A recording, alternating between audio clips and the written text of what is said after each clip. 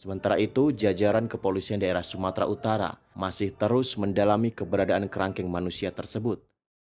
Polisi sejauh ini telah memeriksa lebih dari 30 saksi untuk memastikan adanya praktek perbudakan modern seperti yang selama ini disangkakan masyarakat luas.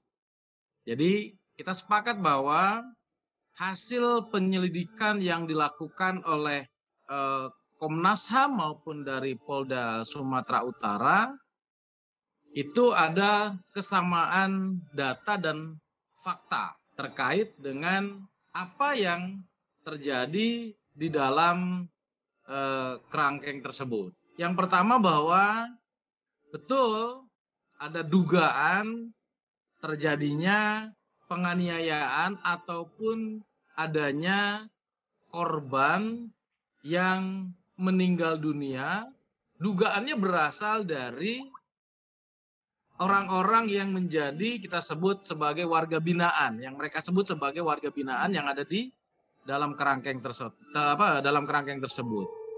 Kapan periode waktu meninggal itu yang sedang kita dalami.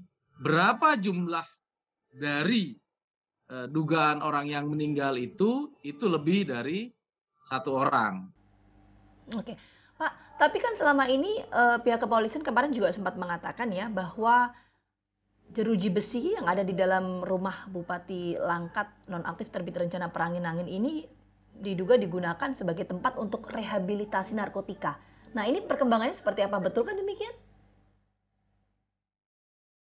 Berdasarkan keterangan dari beberapa saksi yang diberikan kepada kita bahwa mereka mengatakan itu sebagai sebuah tempat rehabilitasi bagi para pecandu narkoba.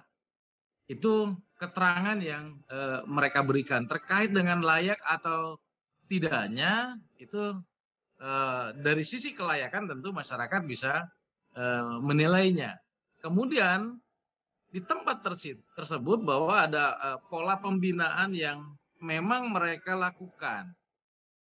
Apa itu pola pembinaannya yang mereka lakukan?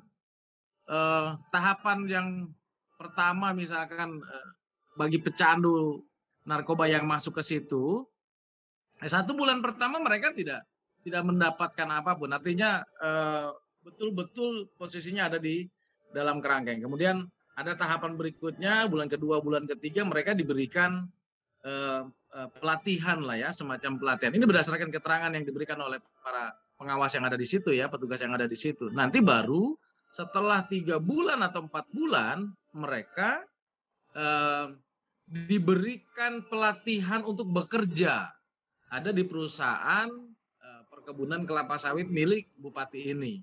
Baru nanti setelah tahapan itu dirasakan mereka sembuh dari ketergantungan narkoba, orang tuanya bisa mengambil atau mereka bekerja di perusahaan itu dengan mendapatkan upah.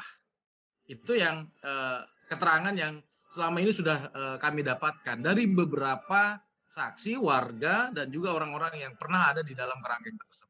Pak Kabit, tapi apakah kegiatan yang ada di dalamnya itu memang mengarah ke kegiatan rehabilitasi? Artinya ada penyuluhan terkait dengan narkotika, pengecekan kesehatan, tes urin, dan lain sebagainya. Itu ada tidak sih Pak di dalam perkembangan penyelidikan pihak kepolisian?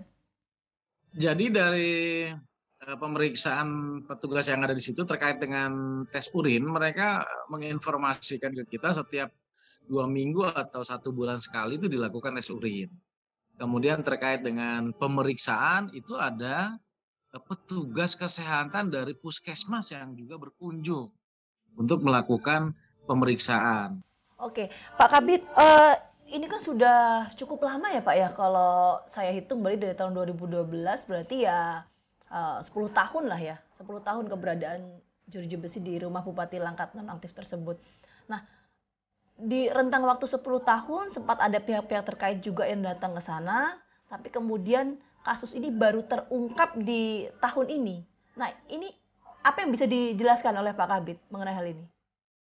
Ya betul. Jadi peristiwa ini atau kasus ini mulai terungkap itu sejak yang tadi saya sampaikan adanya OTT KPK terhadap bupati. Dari peristiwa itulah sebenarnya Polda Sumatera Utara itu sudah melakukan penyelidikan. Jadi jauh sebelum masuk ke teman-teman dari Komnas HAM, Polda Sumatera ini sudah melakukan upaya penyelidikan. Hanya memang upaya penyelidikan kita belum sampai dengan menyentuh ke keberadaan kerangkeng tersebut. Nah, baru setelah itu kita dalami, makanya tadi saya sampaikan hasil penyelidikan antara Komnas HAM kemudian dengan Polda ada kesamaan, tetapi kita memiliki data yang berbeda. Ada beberapa yang dugaan kita korban di situ lebih dari satu. Nah, itulah rangkaian penyelidikan yang dilakukan semenjak ada peristiwa tangkap tangan yang dilakukan oleh KPK terhadap Bupati Langkat. Jadi kita melakukan itu. Nah, kemudian progresnya setelah rilis bersama antara Bapak Kapolda dengan Komnas HAM 19 hari ke depan sampai dengan saat ini, mohon maaf 8 saat ini itu sudah beberapa atau puluhan saksi yang sudah kita minta keterangan.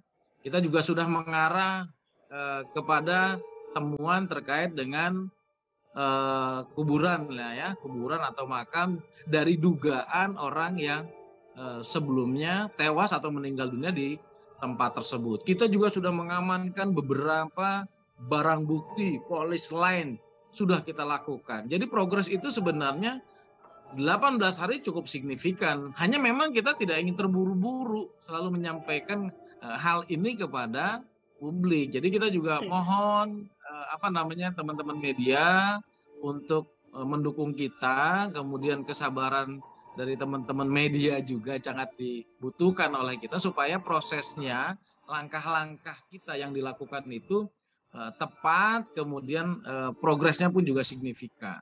Baik, terima kasih banyak Pak Kabid sudah meluangkan waktunya untuk kami. Semoga sehat selalu, sampai jumpa di lain waktu. Nah, ada berbagai macam fakta yang kami temui di lapangan. Ada dua narasi yang kemudian muncul kalau kita bicara mengenai keberadaan dari jeruji besi di rumah pribadi milik Bupati Langkat nonaktif terbit rencana perangin-angin. Pihak kepolisian mengatakan bahwa ada dugaan penganiayaan hingga mengakibatkan korban meninggal dunia. Namun pihak dari juru bicara keluarga Bupati Langkat nonaktif mengatakan bahwa tidak ada unsur penganiayaan dan lokasi tersebut memang digunakan untuk tempat rehabilitasi bagi penyalahgunaan narkotika. Tapi terlepas dari apapun itu, pemirsa, lokasi atau tempat rehabilitasi narkotika sesuai dengan aturan yang berlaku memang harus memiliki izin untuk menjamin bahwa tidak ada pelanggaran hak asasi manusia di dalamnya. Tapi bagaimana kemudian kasus ini sesungguhnya, faktanya bagaimana? Kita akan tunggu nanti bagaimana perkembangan penyelidikan dari pihak kepolisian. Saksikan terus Fakta setiap hari Senin pukul 8 malam hanya di TV One.